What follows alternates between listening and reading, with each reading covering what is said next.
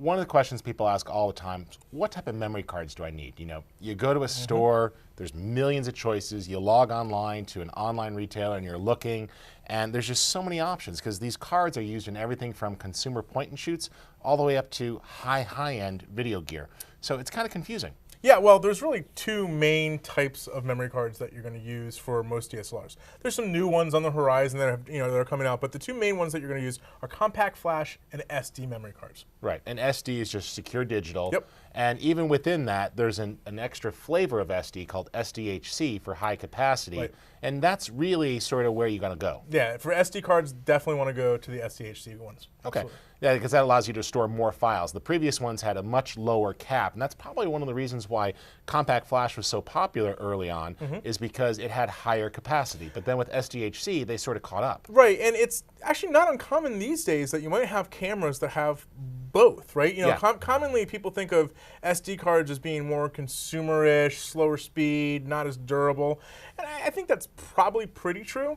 But in compact flash, being a little more rugged, a little more durable, faster, higher capacities. But some camera manufacturers, like I know Nikon, you're a Nikon shooter, a lot of their cameras they have both. So Right. the user can decide whether they want to use an SD card or a compact flash card or both. And these days, they've pretty much caught up to each other. Yeah. What I think we're seeing is that it cost more money initially to make one or the other. Now they're just putting both in there, and cost per gigabyte typically. SD cards are less expensive because they sell more of them.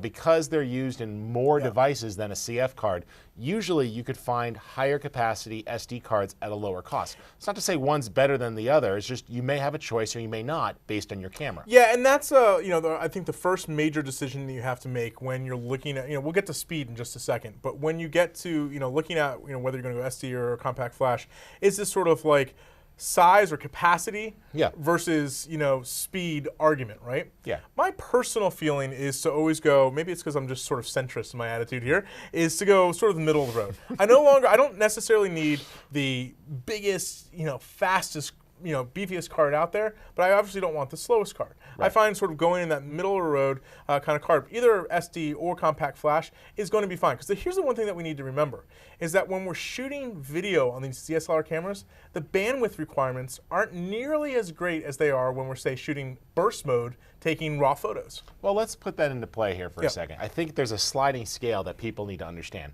At the low end of that scale is a JPEG shooter. Right. Very small, even in burst mode, very, very small. Yep. Sort of next in the middle of the road is a DSLR video shooter because they're shooting lots of frames, but when you're capturing video, it's like a 2.1 megapixel file. Exactly. Times 24 or 30 frames a second, so there's a lot of them. But it's still not that bandwidth intensive. Right, so the medium, middle of the road cards work great. Yep. Then if you go up from there, like, I shoot a lot of time lapse, and ever since Vincent LaFerre yelled at me, I've started shooting my time lapse in RAW. Right. But man, does the card fill up quick when you're shooting raw time lapse. It does, and I think your budget and what you're shooting needs to sort of dictate what you're going at. But once you sort of make that decision, okay, look, a 16 gig or 32 gig middle of the road card is fine for me. I still think people get a little confused, right? Because they're looking at these numbers that are often on these cards, and they'll say, oh, 90 megabytes per second, or they'll say, 266 times. Well, what does that really mean? Well, this one says 133x, and it's class 10, and this one over here, which is an older one, says it's only 15 megs a second. I'm guessing that that's not good enough for video. Right, so here's the deal, right? Oftentimes, either in SD cards or in compact flash, you're going to see speeds shown in two different ways. Either in megabytes per second, 15 megabytes per second, 30, 90, whatever. And that's going to dictate sort of the speed the maximum speed that card is able to record at, and the maximum speed that you're going to be able to get footage off of that card, right? Right. You're also sometimes going to see these cards rated, as you just pointed out, 133 times, 266 times, so on and so forth. Well, what that X means is it's baseline, right? Because it's like math, high school math class, right? 133 times what? Scary memory. Right, exactly. Well, that X is 150 kilobytes per second. Right. Right. And we haven't talked about kilobytes per second in kilobytes for years since floppy disks, which is why it's 133 times that number. Right. And turn that into something that's more real world today. Right. So if you take that baseline X as being 150 kilobytes per second, 133 times that is about 20 megabytes per second. Okay. So that's the throughput on that card. So this card here that's labeled 300 megabytes a second, 30 megabytes a second, I should say, is about a 200x card. Yeah.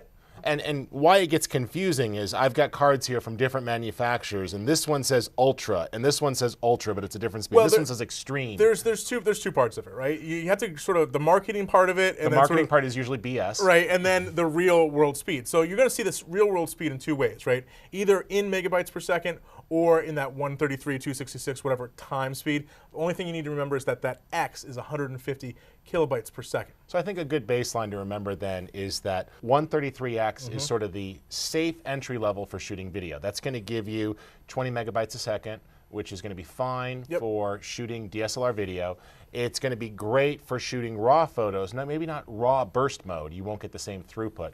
But if you're just looking for DSLR video cards, that's probably fine. And I think to make this a little bit easier, we do have ratings and classes that sometimes cue you that this is a card designed for video. Well, right, and that's I said there's really two ways that the manufacturers advertise. There's really kind of a third way, and especially gets a little confusing when you talk about SD cards. Oftentimes you'll see SD cards rated in classes, right? Right. And to make it simple, the higher the number of the class, the faster the card is. So a class 10 card is going to be faster than, say, a class 6 card. And likewise on compact flash cards, when you see that it's UDMA rated, that's going to mean that it meets a certain baseline for throughput, and that's going to be a faster card than a non-UDMA card.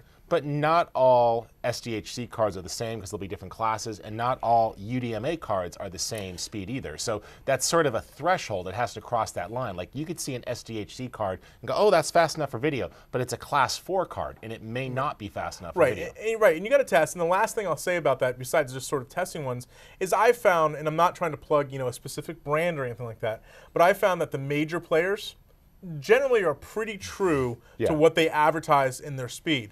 If you find, oh, I can get 5, 32 gig cards on Amazon for super cheap, yeah, you might be a little skeptical of that. Well, I got a lot of different brands up here, and I've had good performance with most of them. There's one in this wallet that I was not happy with.